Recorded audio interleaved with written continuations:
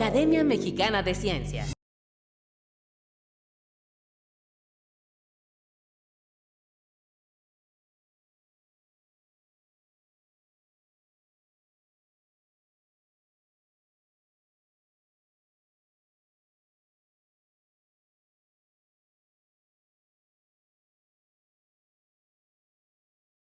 Muy buenas tardes. El Colegio de San Luis y la Academia Mexicana de Ciencias les dan la más cordial bienvenida. Nos acompañan en la mesa de honor la doctora María Isabel Mora Ledesma, secretaria académica del Colegio de San Luis, en representación de la doctora Isabel Monroy, presidenta del colegio.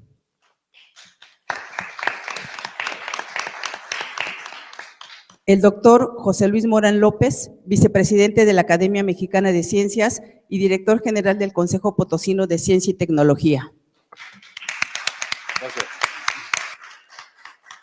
También el doctor David Vázquez Salguero, investigador de este colegio. Y por supuesto, nuestra ponente el día de hoy, la doctora Neira Alvarado Solís. Le pedimos por favor a la doctora Mora Ledesma que nos dirija unas palabras. Pues muy buenas tardes.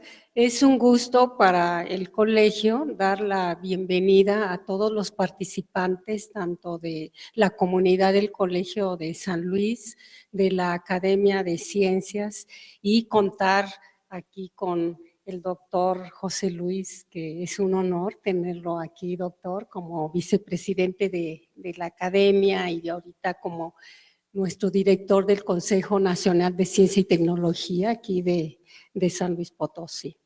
Es a nombre de la doctora Monroy, les mando un cordial saludo, le damos la bienvenida a todos los participantes que están presentes, los que nos están viendo por los diferentes medios de comunicación aquí en el Colegio de San Luis, para presentar a la doctora Neira Alvarado Solís, que ha sido premio de investigación de la Academia Mexicana de Ciencias, con la conferencia que nos dará en un momento. Como todos saben, el Colegio de San Luis es un centro público de investigación CONACYT, que nos dedicamos a las ciencias sociales y humanidades en todo lo que es la región centro-norte del país, de ahí que los estudios que realizamos en este centro pues están muy encaminados al análisis de toda esta región. Nos interesa mucho la perspectiva regional sobre todas las problemáticas de esta zona, ¿no? Entonces, pues no me queda más que reiterarles la bienvenida y bueno, que sea todo un éxito esta conferencia que se presenta. Pues muchas gracias. Gracias, doctora. Le pedimos al doctor José Luis Morán también unas palabras, por favor. Buenas tardes. Bueno, es siempre un placer estar aquí en el Colegio San Luis. Inclusive, bueno, ya hace rato que no venía y estas instalaciones para mí son nuevas. Lo conocí cuando solamente había el edificio de enfrente y esto era parte del estacionamiento. Así que, pues muchas gracias a Isabel Monroy y a la doctora Mora por la oportunidad de realizar este evento aquí mismo en el colegio de una de sus investigadoras destacadas. La Academia Mexicana de Ciencias se estableció desde 1961. Los premios de investigación destinados a investigadores jóvenes. Y jóvenes está acotado en este caso a menores de 40 años para hombres y a 43 para mujeres. A lo largo de todos estos años, después del 61, ya tenemos 211 premiados y el premio de la Academia, de los que otorga la Academia, es reconocido como uno de los premios más prestigiados y prestigiosos para jóvenes investigadores.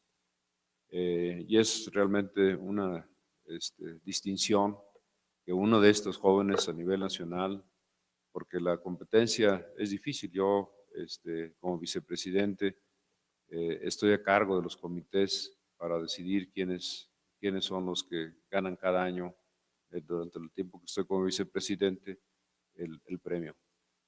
Hay muchos candidatos, la calidad es realmente excelente. Es difícil para los jueces decidir a quién otorgar el premio, y eventualmente quienes ellos escogen es una distinción que los marca. Yo creo que yo también fui premio de la Academia hace muchos años, en el 85, así que ya hace rato de eso. Y para mí representó en esa época pues, realmente toda una distinción de que la Academia me otorgara ese reconocimiento.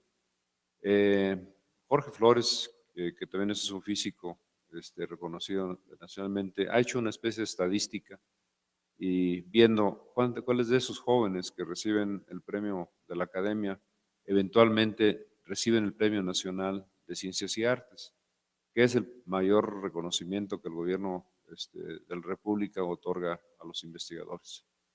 Y hay un número muy grande, de jóvenes que recibieron en su época el premio de la Academia y que cuando se desarrollan y se consolidan a nivel, digamos, ya de formación de grupos, formación de líneas de investigación, reciben el premio nacional. Así que esto les da una idea de la importancia que tiene este premio. Y a mí la verdad me da muchísimo gusto que en Ciencias Sociales haya una persona que haya sido distinguido con este premio, investigadora de este centro, porque en la parte de Ciencias Sociales en realidad pues hay pocas personas o pocos investigadores que se dedican a esta área. En la Universidad Autónoma, que es nuestra universidad tradicional en San Luis Potosí, empezaron a hacerse investigación en ciencias sociales y humanísticas hasta muy recientemente. Premios en ciencias exactas, aquí en el estado hay varios. Realmente es un número importante. Hace rato comentábamos que a nivel nacional, tal vez después de la Ciudad de México, San Luis Potosí es el estado que tiene más premios, más reconocimientos de sus investigadores. Bueno, pues por todo esto, a mí realmente me da mucho gusto, ¿verdad? Y la felicito a la doctora Neira por ese reconocimiento y espero que continúe con sus investigaciones y que más adelante tengamos la oportunidad de festejar el Premio Nacional en algún momento, ¿no? Entonces, le paso la palabra a... Sí, muchas gracias, doctor Morán. Enseguida el doctor Vázquez Salguero nos dará una semblanza de la doctora Neira Alvarado, por favor. Muchas gracias.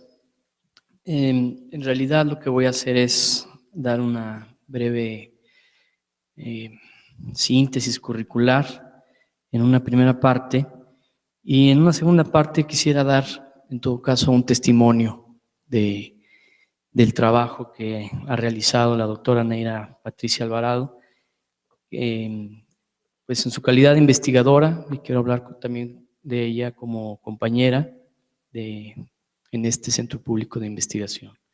Neira Patricia Alvarado Solís es doctora en etnología por la Universidad de París 10, en Nanterre.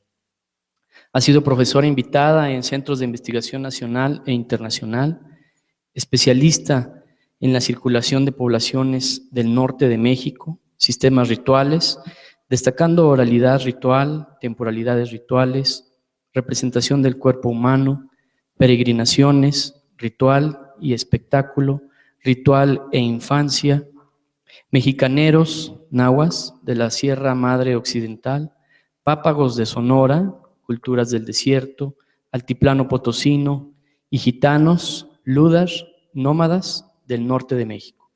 Los proyectos que lleva a cabo: la construcción de lo catorceño en un contexto de diversidad, exmineros, peregrinos, New Agers y turistas, Real de 14, San Luis Potosí. Configuraciones sociales de los gitanos de México, procesos de inmersión, transformación y dispersión, ciencia básica de CONACYT, e infancia y religión. de gitanos que circulan en el norte de México.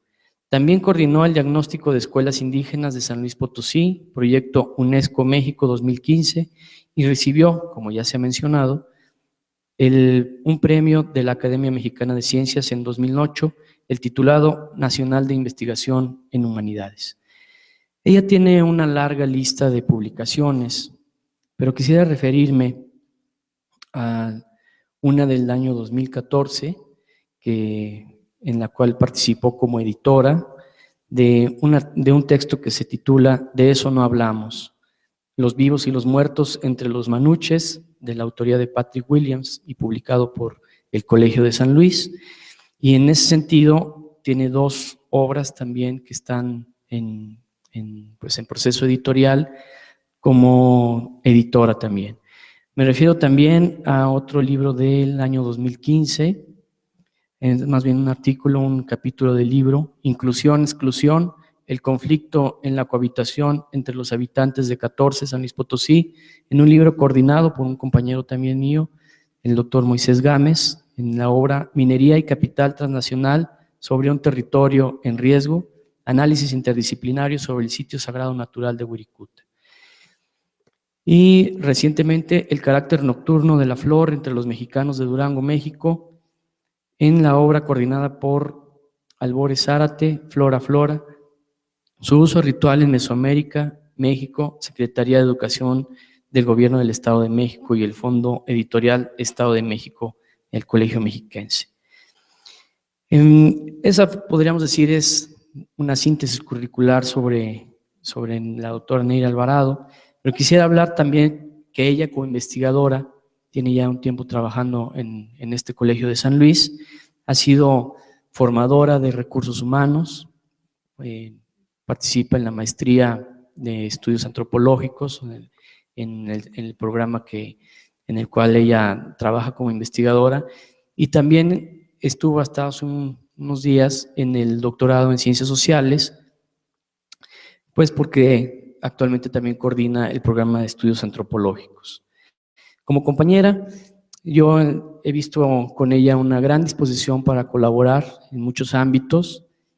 Fuimos compañeros en el consejo editorial, ¿no? Ella estuvo representando al colegio de profesores en ese consejo editorial y su participación ahí fue muy enriquecedora por su visión, no solo como antropóloga, como etnóloga, sino en la búsqueda del establecimiento de vínculos, de la difusión de la ciencia, de las ciencias sociales en general, de la antropología, siempre velando porque el trabajo de los compañeros tuviera una visibilidad en otros ámbitos, ¿no?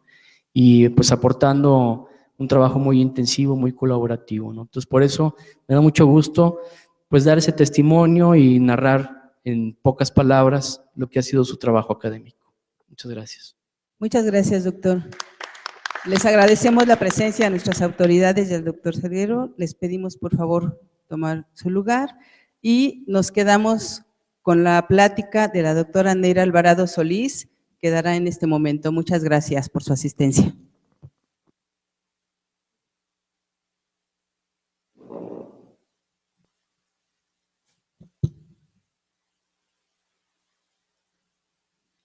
Bueno, pues quiero agradecer a la Academia Mexicana de Ciencias la organización de esta conferencia, y cuando me preguntaban en dónde quería hacerla, qué mejor que en el centro donde trabajo. Y quiero agradecer al equipo también por todo lo que implica el equipo de Marta, el equipo que está haciendo la transmisión, por todo el trabajo que implica promover, ¿sí?, los premios de la Academia Mexicana de Ciencias, así como a todos los presentes que estuvieron aquí en esta mesa. Los hilos de la vida, etnografías antropológicas en el norte de México. Frecuentemente nos preguntamos qué determina en la investigación antropológica la selección de un tema, una población o una geografía. Y más aún, ¿cuál es el vínculo entre una investigación y otra en el caso de la convergencia o divergencia de temas, poblaciones y geografías por parte de un mismo investigador. Las respuestas pueden ser múltiples, debido a que se trate de investigaciones seleccionadas o solicitadas por una institución. En mi caso, se trata del primer tipo. Y esas respuestas son altamente reveladoras de los procesos heurísticos en la investigación. En cualquier caso, el procedimiento seleccionado también está ligado a la biografía del investigador. Aquí interesa abordar la construcción de una política del trabajo de campo, retomando la frase de Olivier de Sardin, la que atraviesa la investigación antropológica en todas sus etapas, es decir, la epistemología o nociología, las perspectivas teóricas, también seleccionadas, la ética y la etnografía.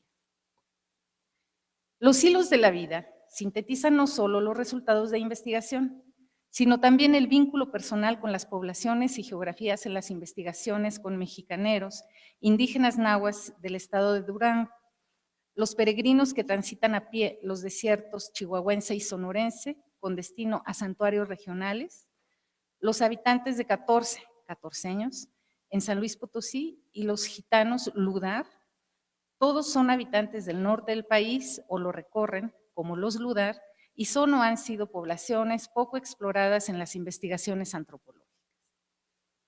La antropología del norte de México, de ese norte profundo e imaginario, por retomar la frase de Juan Luis Sariego, que en 2002 decía, aún está por hacerse, si bien las investigaciones sobre este espacio han aumentado, la comparación con las del centro y sur es contrastante.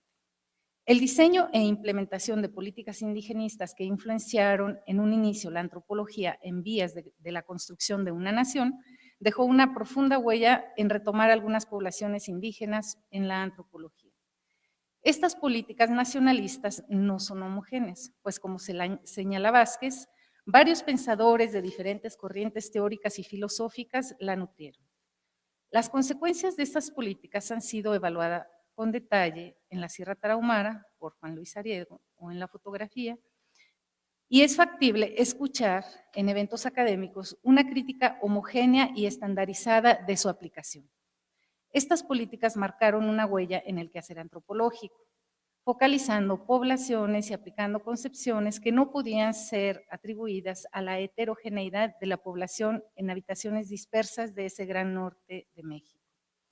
Aún así, me parece que la etnografía y la antropología aplicada o de espacios públicos puede cambiar el papel de la antropología en México, como lo señala Lomnitz. El asunto es cómo efectuar esa antropología. Sin duda, la ética, la retribución y la participación tienen un lugar preponderante en el planteamiento. Las investigaciones aludidas en este texto se enmarcan en los extensos territorios áridos y de la Sierra Madre Occidental, en poblaciones poco exploradas antropológicamente y con una política de trabajo de campo generada de las reflexiones en la disciplina, pero sobre todo guiadas por la cognición y la etnografía, como lo planteara Maurice Bloch.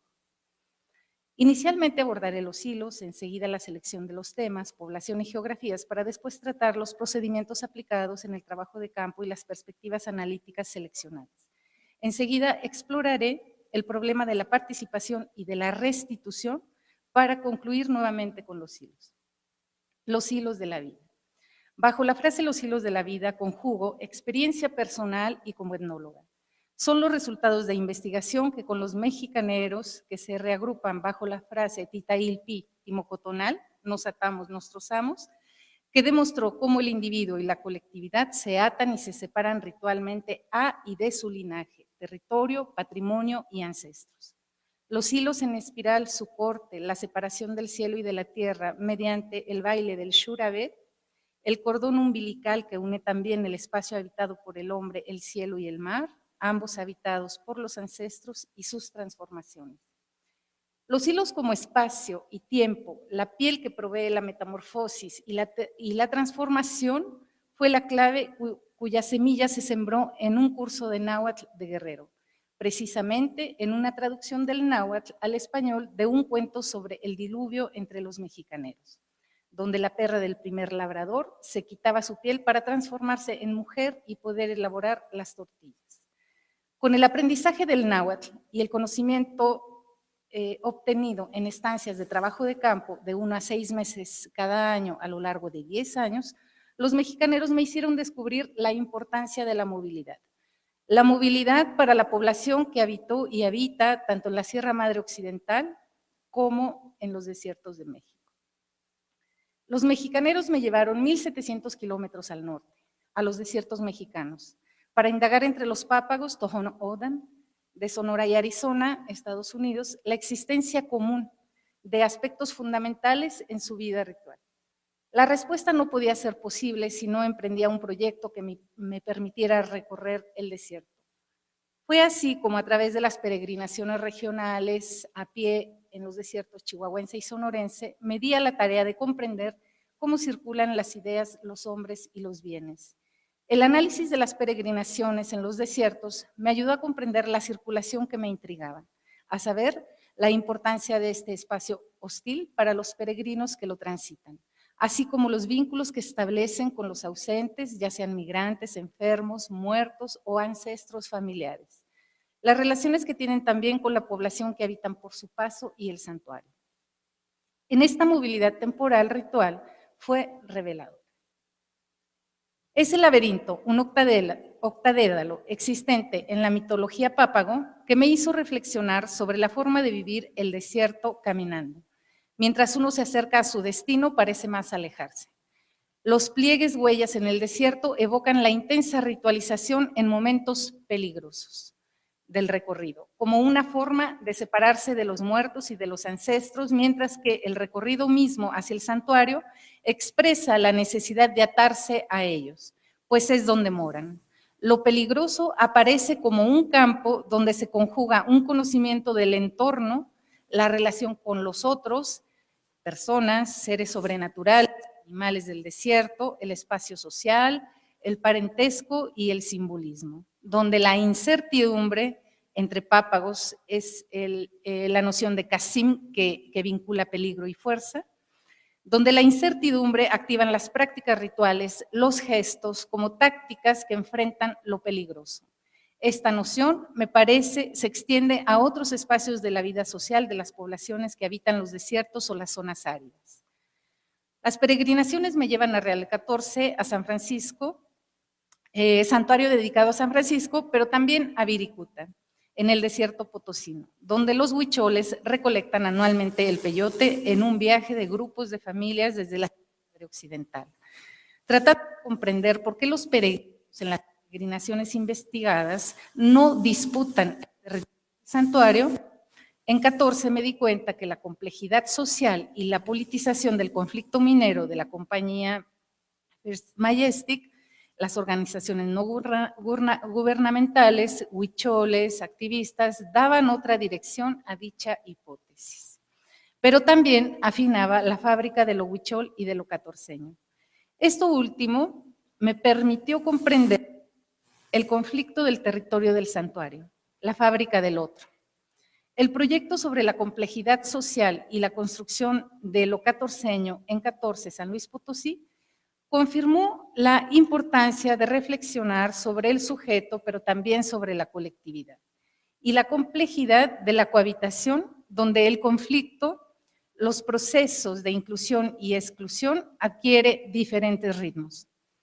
Analizar las expresiones y manifestaciones del racismo, discriminación, exclusión e inclusión y las relaciones de poder en contextos específicos contribuye a conocer el fenómeno a diferentes niveles, locales, internacionales, individuales, colectivos, y no anteponer las formas políticas correctas, evitando analizar sus expresiones.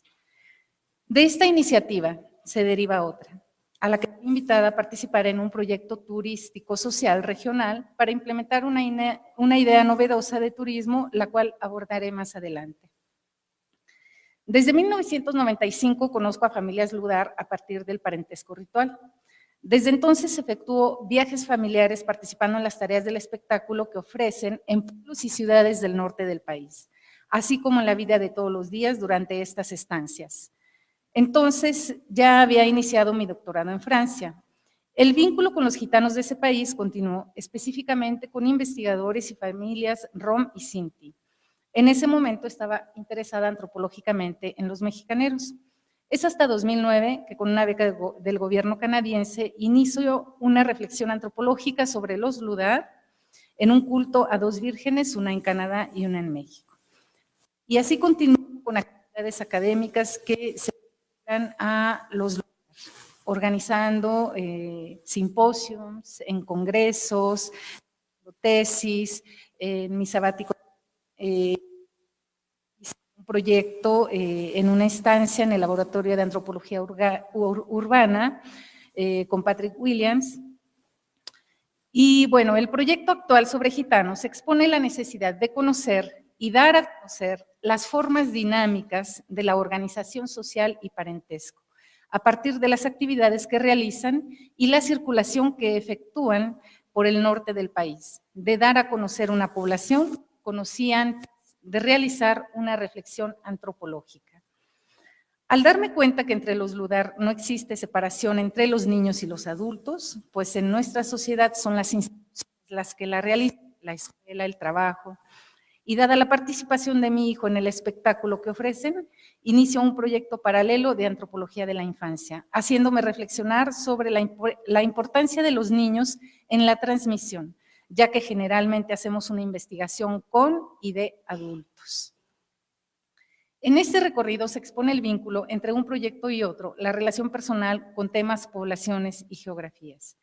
En mi actividad como antropóloga, me llamó la atención conocer y dar a conocer poblaciones poco exploradas en la antropología. Mi interés nace al contrastar imágenes de zonas rurales en México que me fueron enseñadas en la Escuela de Sociología donde pretendía estudiar y que me parecían alejadas al confrontarlas con lo que aprendí en un pueblo y región del oriente de Michoacán, donde crecí. Así fue como llegué el interés de investigar poblaciones poco indagadas, aprendiendo el náhuatl y con una convicción sobre el trabajo de campo de larga duración. Temas, poblaciones y geografías. Los mexicaneros en los desiertos, los catorceños, los peregrinos en los desiertos y los Ludar forman parte de estas poblaciones que llamaron mi atención. Si bien es el estado, al inicio de mis investigaciones, de que hay pocas investigaciones a su respecto, las peregrinaciones y los catorceños desde hace algunos años a la fecha han sido más abordados. ¿Por qué es así? Bueno, de los mexicaneros existe bibliografía desde el siglo XIX de los viajeros, Lumholtz, Proist, en el XIX por Fernando Benítez, por ejemplo, Villanueva, un investigador del INAH, y las personales. Sobre los peregrinos de los desiertos hay artículos de algunos santuarios, de Cramusela Álvarez, del Moral, Reina, y estas investigaciones se han ido incrementando también con los aportes de García, Fierro, y en un libro colectivo sobre peregrinaciones del norte que está en prensa. De los habitantes de 14, habían sido más indagados desde el punto de vista histórico. Y también un estudio histórico-antropológico sobre en antropología por mis propias investigaciones. Es el conflicto minero, que la geografía de 14 y su complejidad social, que la población comienza a conocerse. Respecto a los Ludar, existen algunos textos etnográficos que les conciernen, de Pérez Armendáriz, Campos García, Armendáriz y Cuic, resultado de trabajo de campo y de archivo. Los mexicaneros, al compartir minoritariamente un extenso territorio de la Sierra Madre Occidental con coras, tepehuanos y huicholes, han sido marginales en las investigaciones y en las políticas públicas, siendo los huicholes los que han atraído y continúan atrayendo el interés de estudiantes e investigadores nacionales y extranjeros. El uso del peyote en sus rituales, el crecido interés en el mundo por los enteógenos y la religión neoindia del tercer milenio, la imagen espectacular de su indumentaria y rituales, así como los movimientos ecologistas han permitido la elaboración de un espacio político a nivel nacional e internacional en un mundo globalizado. Esta panoplia sobre los huicholes la encontramos en otro contexto con la población de 14. los catorceños, en donde estos últimos eran invisibles en la disputa del territorio de Viricuta. Este último, ubicado en sus terrenos ejidales.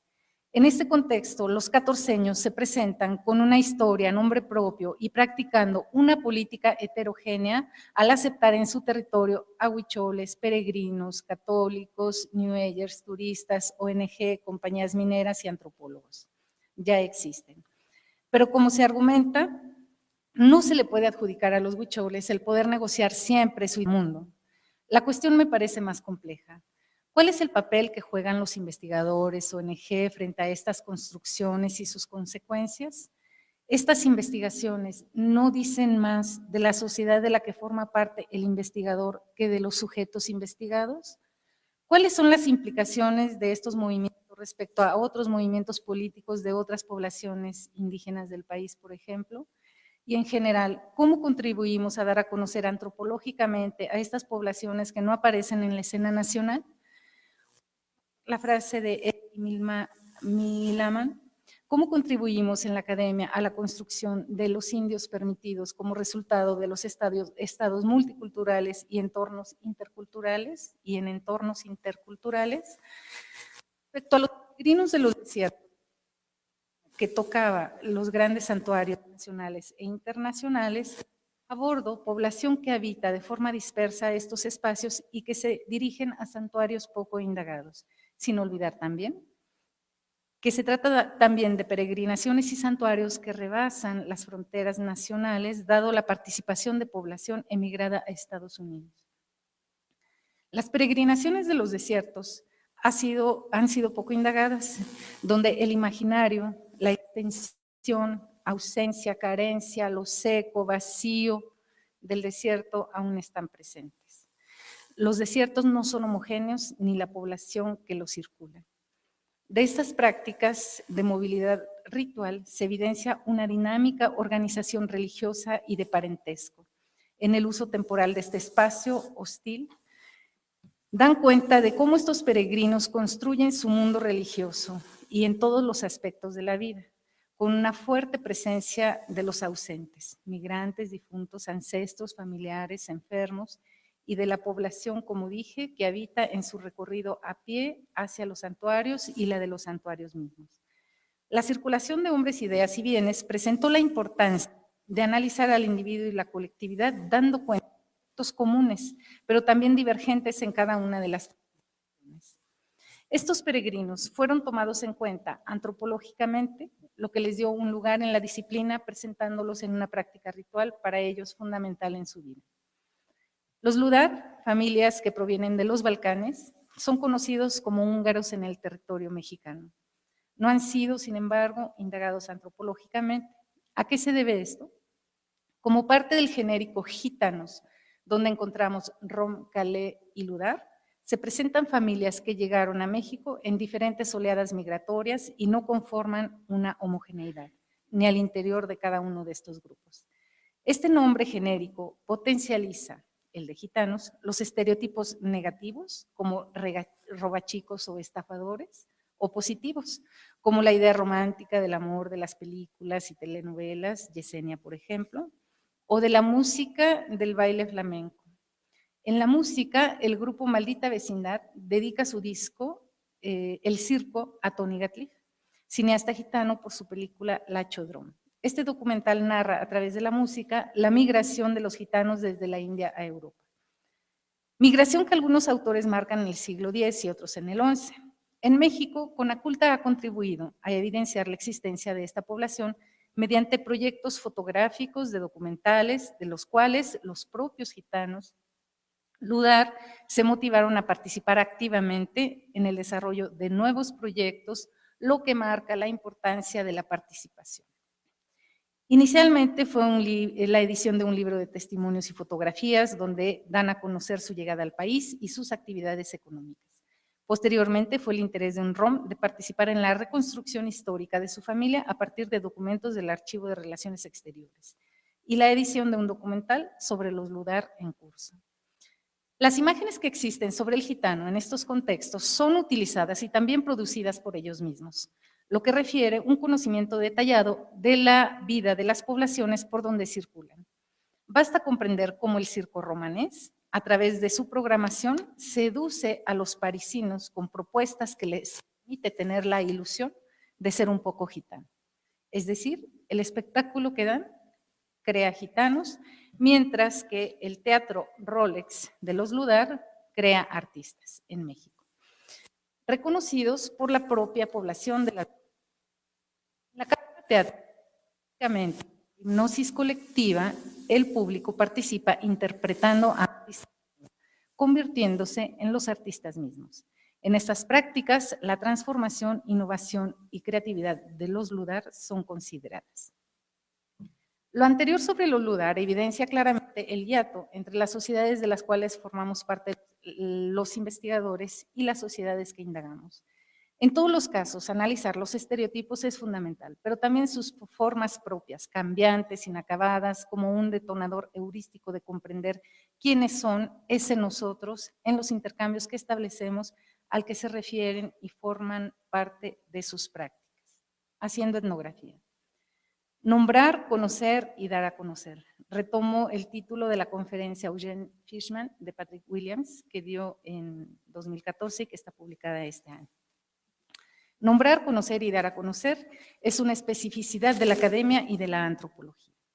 Cuando los mexicaneros, peregrinos, catorceños y Ludar comenzaron a hacerlo, en un trabajo mencionaba que los mexicaneros no tenían nombre, pues ellos mismos afirmaban ante la pregunta ¿quiénes son ustedes?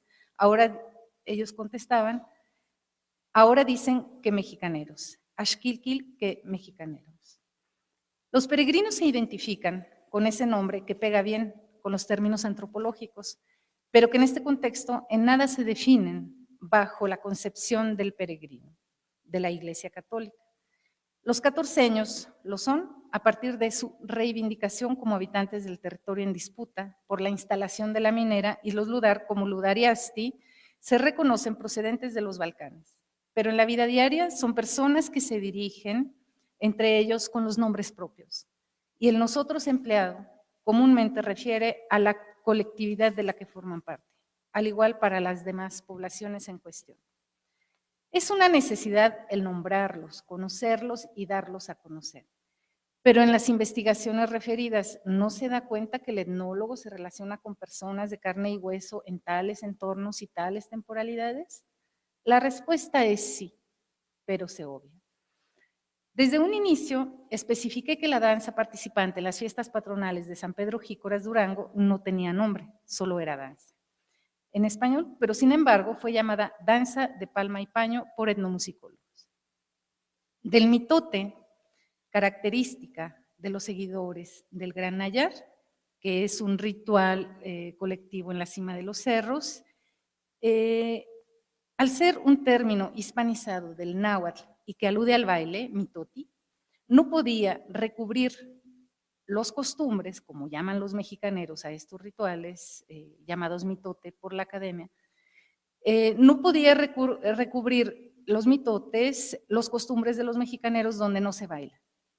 Los peregrinos, si bien a título individual transforman la calidad de los cuerpos y objetos mediante la impregnación que padecen con las de su propio cuerpo, que sufre también transformaciones en el camino peregrino, lo que alude al término peregrinar, pero que además este proceso les permite impregnar objetos y personas, así como colectividades, cambiándolos de estado. Los peregrinos se consideran y llevan a cabo prácticas como hermanos peregrinos, además de distinguirse que pertenecen a tal o tal lugar. Los catorceños, con una historia y nombre propio, se inscriben en conflictos reconocidos, los ejidos del territorio en disputa. Finalmente, los Ludar, tales y tales familias se relacionan, dinamizan constantemente comerciales, matrimonios endógamos y exógamos solamente para hombres, además de ser conocidos como robachicos, adoptan a mexicanos. Lo anterior indica ignorar estas especificaciones nos remite a considerar el nombre, el sea mexicaneros, peregrinos, catorceños o ludar, como vestigios de la disciplina? Conocer y dar a conocer el nosotros, al que aluden los sujetos con los que nos relacionamos en nuestras investigaciones, que los mexicaneros, los peregrinos, los catorceños y los ludar solo lo son al exterior, son tareas también de antropología. Una política del trabajo de campo. Como mencioné anteriormente, el construir una política de trabajo de campo como parte del quehacer antropológico es fundamental y cruza el conjunto de los diferentes procesos en la investigación. La formación, la competencia, el saber hacer en el trabajo de campo se adquieren con la práctica. Por más manuales que encontremos y que puedan ser útiles para el aprendiz, para el investigador experimentado resultan limitados. En los diferentes trabajos de campo me presenté como antropóloga, explicando que viviendo en sus casas, en el caso de los mexicaneros y de algunos catorceños, o recorriendo el desierto como los peregrinos, podía lograr comprender las prácticas que efectuaban los rituales, tema transversal en mis investigaciones. El conocimiento antropológico obtenido me hacía resaltar los desfases con lo que observaba y aprendía participando. Estuve convencida que la antropología se construye a lo largo del proceso de investigación y que no depende de las hipótesis teóricas por confirmar, porque la realidad es dinámica y cambiante que impide borrar las especificidades. Además de los conocimientos antropológicos, las cualidades humanas son fundamentales. El respeto, la responsabilidad, el compromiso, el saber escuchar y no presionar a hablar a quien no lo desee. La confianza es central para poder dialogar. Por ello, las encuestas limitan los discursos espontáneos. No contemplar esto nos remite al poder que ejercemos como antropólogos, porque lo podemos o no ejercer, como representantes de la sociedad a la que pertenecemos. ¿Cómo postular que en un tema cualquiera, solo convirtiéndome, si se trata de testigos de Jehová o de una investigación sobre alcohólicos, solo convirtiéndome podría desarrollar una investigación sobre estos temas? Esta pregunta evidencia precauciones e introduce de entrada separaciones entre mundos, que bajo prejuicios el antropólogo debe sobrepasar para lograr hacer antropología. Como asevera Feizan, el investigador encuentra un lugar negociado entre la población que indaga, como lo hizo ella entre los alcohólicos de Francia, adhiriendo a la asociación a la que pertenecían. Aquí la ética también posee un lugar fundamental.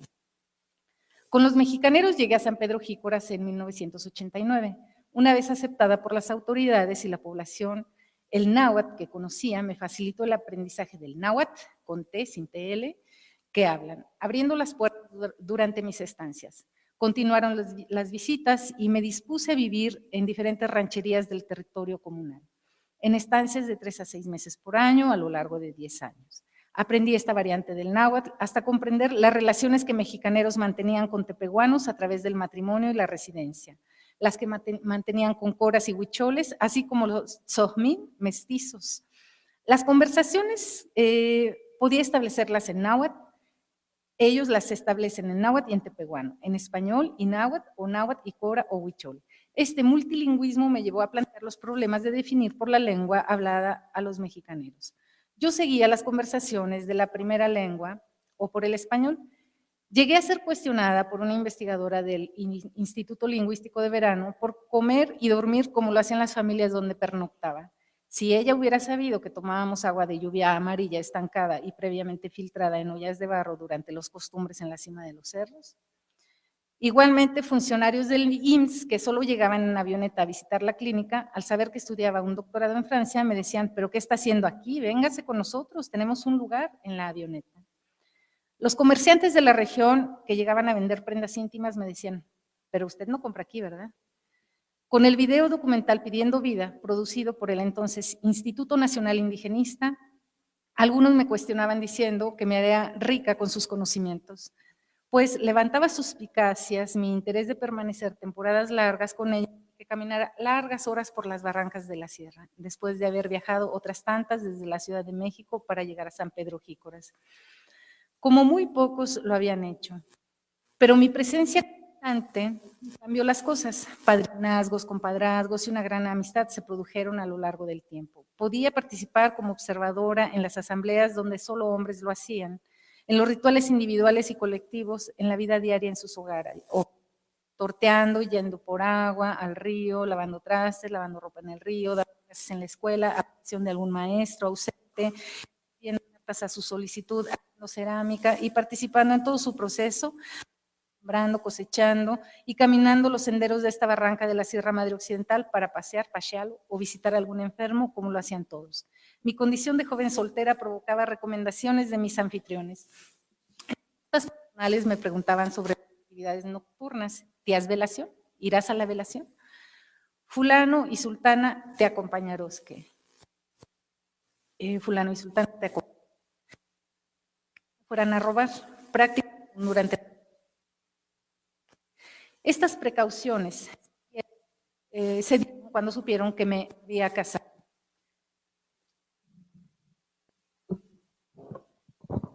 Con los peregrinos, al presentarme con los responsables con una peregrinación y otra de las 8 peregrinaciones documentadas, en 3 ocasiones, mi situación de mujer casada ocasionó las mismas precauciones. Solo podía pernoctar en el camino con la familia con la que iniciaba la peregrinación y con la que regresaba. Caminé los desiertos rumbo a santuarios regionales bajo 40 grados a la sombra, cantando, comiendo, durmiendo a la intemperie o en algunas casas donde nos albergaban, participando con mi aportación económica y en los intensos rituales en el camino, como todos. Solo así pude comprender esta práctica. No podía hacer la peregrinación como lo hicieron los geógrafos y fotógrafos que participaron en la de Magdalena de Quino, Sonora, desplazándose en sus camionetas para encontrar durante algunas horas a los peregrinos de la reservación de Cels y de las comunidades de Sonora. En esta peregrinación, en el ritual de salida, una mujer pápago con quien pernoctaba y el responsable de la peregrinación me presentaron en lengua pápago como una peregrina más y como un familiar de la primera. Este parentesco me permitió formar parte de la peregrinación y hacer fotografías y grabaciones en audio de las conversaciones que manteníamos como peregrinos, actitud prohibida por los funcionarios de la reservación de Cels, pero no en este caso. También fui traductora del español al inglés de los mensajes de prevención que la Cruz Roja Regional daba a los peregrinos, participando igualmente a la vida del santuario, actividades en el atrio de la iglesia, la venta de objetos religiosos, el bar Tohono O'odham y rituales de salida. Con la población de 14, como cualquier peregrina, llegué. Inicialmente los habitantes de Real de 14 eran desconfiados ante mis preguntas y ante la disposición de permanecer en el lugar para conocerlos, pues generalmente identificaban a los fuereños, no a los visitantes de San Francisco, como gente interesada en el peyote o en la historia de las minas y los atractivos turísticos, lo que me indicaba que no habían tenido una relación franca con un antropólogo. Con mis visitas los vínculos se estrecharon. Me invitaron a participar en un proyecto turístico alternativo contemplado por la población de los diferentes municipios de la Sierra de 14, que se habían formado como guías de turismo. Así nace Los Minerales del Real y su Desierto Mágico, apoyado por el Proyecto Estratégico CONACYT 2007, como una propuesta alternativa a la ofrecida por los empresarios de turismo en la región. Este proyecto fue elaborado donde participaron jóvenes, hombres, mujeres, autoridades ejidales, un biólogo y la delegada de turismo del altiplano. Este proyecto fue elaborado y operado actualmente por la propia población, ofreciendo una propuesta turística acorde a los ritmos de la población que practica una poliactividad económica a lo largo del año. Son pastores, agricultores, comerciantes de objetos religiosos, de comida, guías de turistas, empleados de hoteles y restaurantes, de la agroindustria y mineros en Zacatecas y Coahuila. Habitando durante 5 meses en Real de 14 y circulando la región, las dudas sobre mi persona desaparecieron, y más aún con la entrega de folletos turísticos donde todos participamos. Como doctora se me conoce en la zona, apelación que con el tiempo este grado académico fue sinónimo de Neira. Esta aceptación repercutió claramente en la investigación de inicio, analizar la complejidad social de 14. Con no dudar, fui conociendo poco a poco a las diferentes familias en los distintos campamentos en donde se estacionan y mi aceptación se dio inicialmente por dejarme dormir en el foro para después hacerlo en sus casas car y en sus caravanas. Como tía, comparto durante mis estancias la vida de todos los días.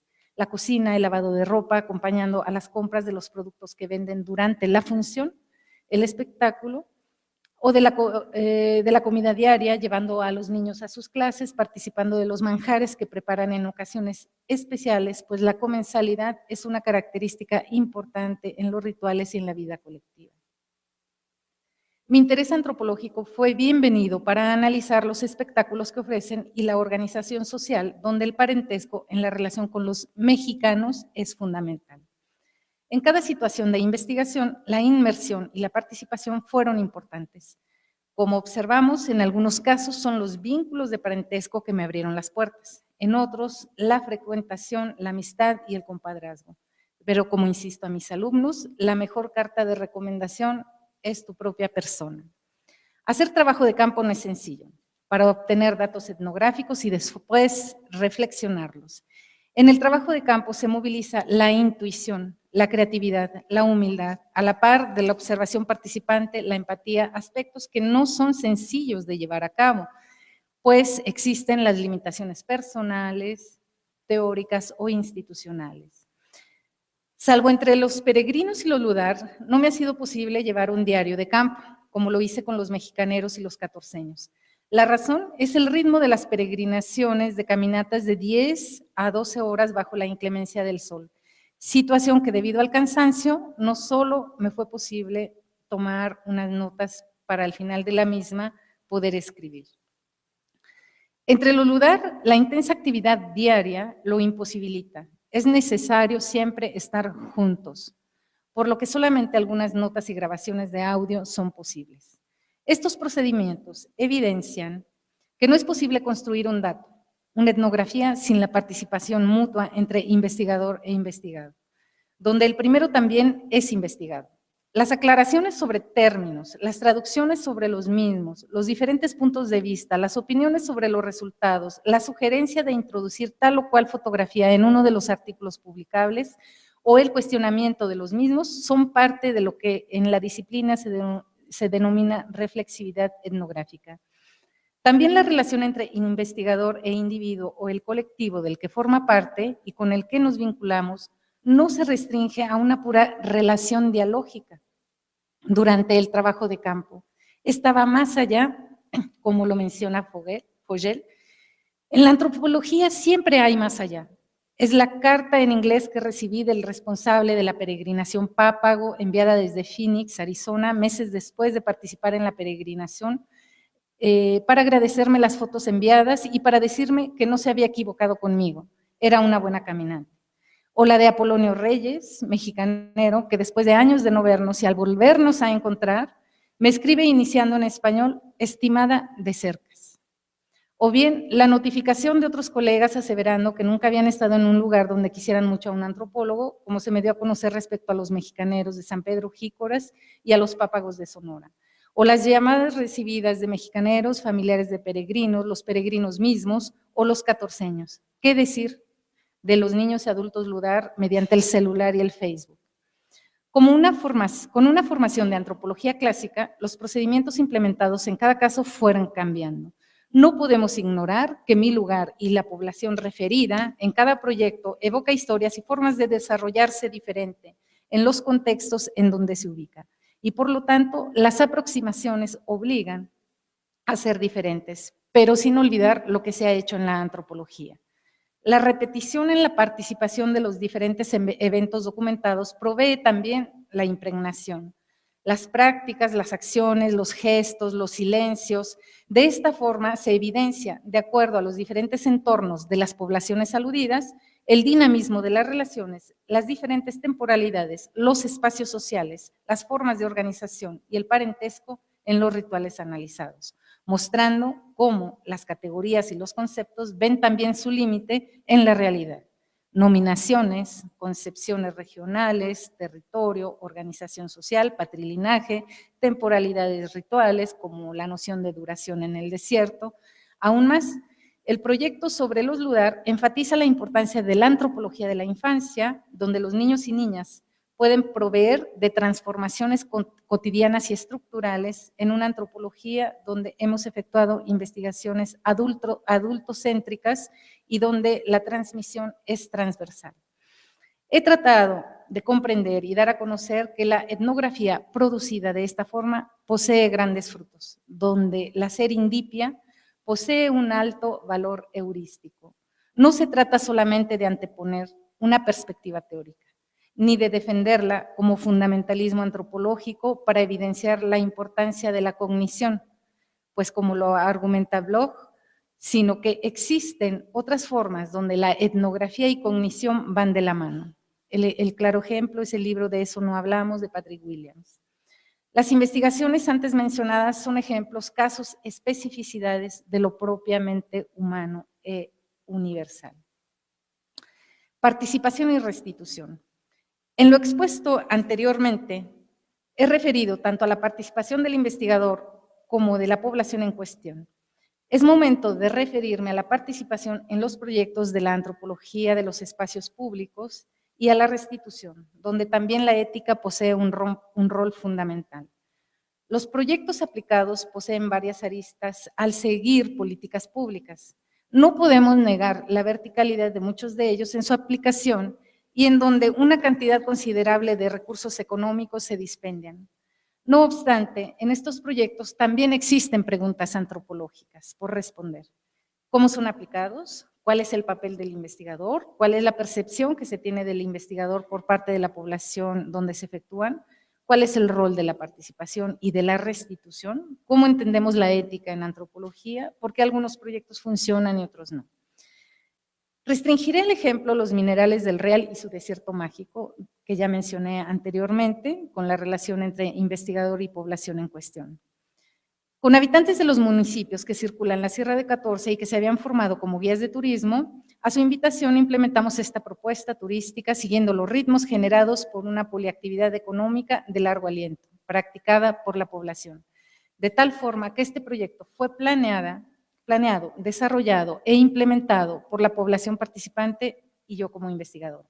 La movilidad de la población y la poliactividad económica continuaron sembrando hipótesis respecto a esta forma de funcionamiento en las sociedades de las zonas áridas. Así nace el proyecto con los LUDAR, población que se reproduce en la movilidad, dando espectáculo y practicando el comercio.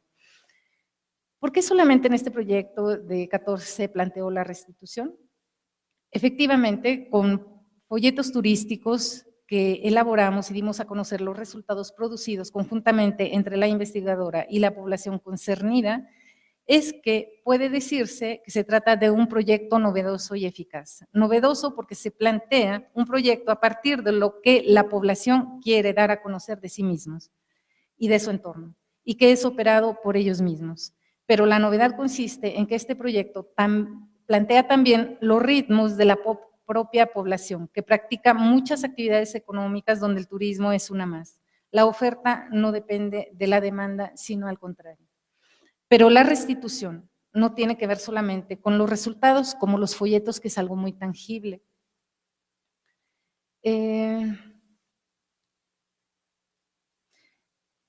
No tiene que ver solamente con los resultados. Esta participa de todo el proceso de investigación. Es el ejemplo de las cartas solicitadas para redactar, las traducciones conjuntas antes evocadas, es decir, no se trata de un solo contexto de investigación, que sí puede ser una exigencia, por ejemplo, si se hace una investigación con funcionarios donde están solicitando constantemente los documentos escritos para ver si es posible publicarlos o sancionar algunas partes, ¿no? Otro ejemplo es el caso de las Casa Cuna que investiga Elodie Rassi, donde una vez ganada la confianza, los funcionarios y los niños le pidieron exponer su proyecto y eso, bueno, ya es otra etapa, digamos, de la restitución. En estos proyectos, como los minerales, la ética es importante y el respeto al deseo de los 14 más allá de incomodarme o cuestionarme como investigadora desde mi propia posición que el turismo es depredador y que como una actividad externa mueve a los 14 solamente el aspecto económico, como se ha argumentado su participación en el conflicto minero. Como he dicho, siempre hay un más allá. Y es ese más allá que la antropología permite revelar, evitando justamente el etnocentrismo. De vuelta a los hilos. He intentado dar a conocer cómo he tejido los hilos de la vida en un proceso de aprendizaje en cada caso, practicando, como solo así se puede hacer etnografía, y también antropología, donde la cognición y la etnografía, participación y restitución forman parte de un proceso que se construye desde el trabajo de campo, en la reflexión y en la redacción, y donde la ética atraviesa todo el proceso. Este procedimiento conforma también la epistemología en estos hilos de la vida, donde los niños también están en la escena. Así los hilos son nociones complejas que recubren temporalidades, espacialidades, las relaciones entre el individuo y el colectivo con el entorno, pero también establecen el vínculo entre población e investigador. Muchas gracias.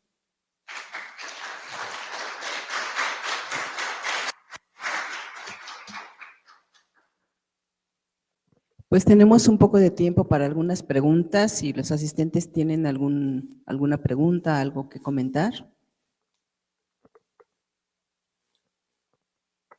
Uno por uno, por favor. ¿No tienen alguna pregunta, nadie? ¿Sí? Sí, pues en principio felicitarte, ¿no?, por habernos ofrecido esta magnífica exposición que habla de una manera muy clara de toda una trayectoria, ¿no?, de toda una experimentación, de conocimiento y sobre todo de un vínculo estrecho con la sociedad que a veces se extraña en los proyectos de investigación. Yo veo aquí también algo más allá de lo que tú estás hablando, ¿no? O sea, en realidad estás planteando esta relación interdisciplinar y un trabajo muy fuerte de antropología, de etnografía, pero también veo de alguna manera muy presente esta búsqueda de otras posibilidades de respuesta hacia las preguntas que te estás planteando y que te has planteado en cada momento de tu trayectoria académica.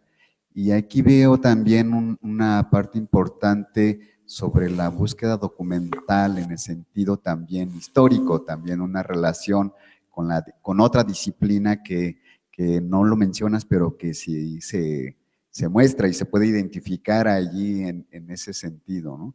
A mí me gustaría que hablaras, Isa, un poquito sobre el tema, ¿no? Sí, gracias. Tocas un punto muy importante, sobre todo en el contexto contemporáneo de la antropología, donde hay una fuerte influencia de aproximaciones que niegan la importancia de la historia. Yo parto de que ningún fenómeno como antropólogo lo podemos conocer si no conocemos cómo, hasta el momento en que nosotros nos encontramos para analizarlo como antropólogos. Es fundamental y forma parte también de la explicación, la construcción, ¿sí?, de un tema de investigación. Para mí forma parte de esa construcción y de las claves heurísticas en la investigación.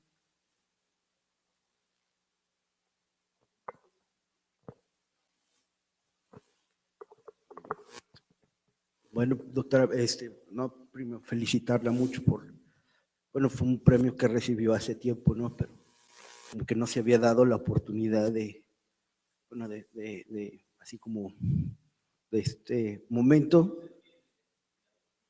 un poquito, así, más fuerte. Ok, ¿ya? Okay. Entonces, pues felicitarla mucho, y yo fui estudiante de la doctora Neira, entonces soy un testigo o sea, de lo que ella mencionó, pero digamos puesto en la práctica docente, ¿no? Entonces yo sí tuve oportunidad de aprender de esa experiencia antropológica, y me he dado cuenta como testigo de mis compañeros que también fueron enriquecidos con esta clase de experiencias académicas. Particularmente yo creo que si quisiera resaltar dos creo que grandes valores que tiene la investigación de la doctora Neira, y el primero es partir de una base profundamente empírica, ¿no? Es decir, de ir a cuestionar la realidad social, permitirse, como usted lo mencionó, tener la humildad de acercarse a preguntar directamente a la realidad social antes de saturarla de categorías teóricas, ¿no? O de posicionamientos prediseñados o predispuestos, ¿no? Entonces, esa es una valentía porque muchas veces las investigaciones, para que puedan lograr cierta legitimidad, se busca justificarlas y sustentarlas en así sofisticados armazones teóricos, ¿no? Entonces, la doctora Neira, si yo lo he visto he trabajado con ella, esa valentía de siempre ir primero a cuestionar la realidad social y después atreverse a vincularlo con las aportaciones de otros investigadores, ¿no? En el mismo campo. Y la segunda cuestión, que creo que es fundamental, es esta insistencia de la relación humana, ¿no? Entonces, o sea, siempre está reflexionando sobre cuál es el papel del investigador frente a los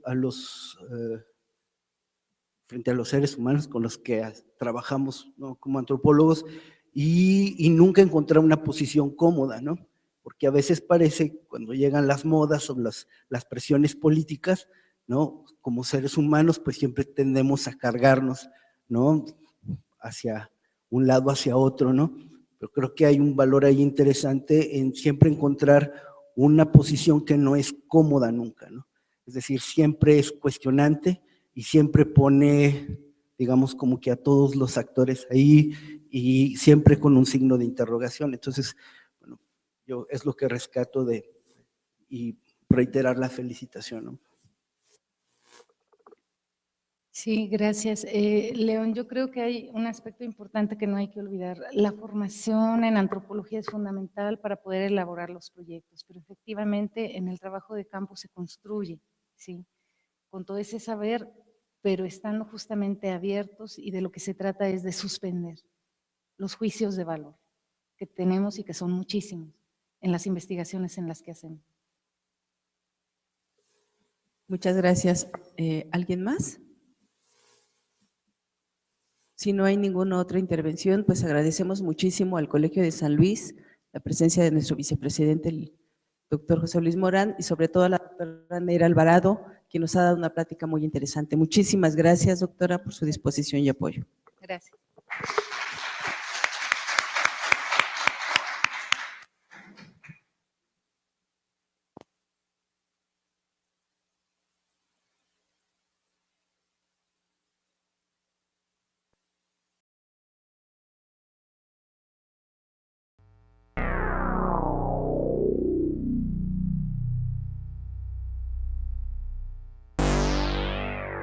Academia Mexicana de Ciencias.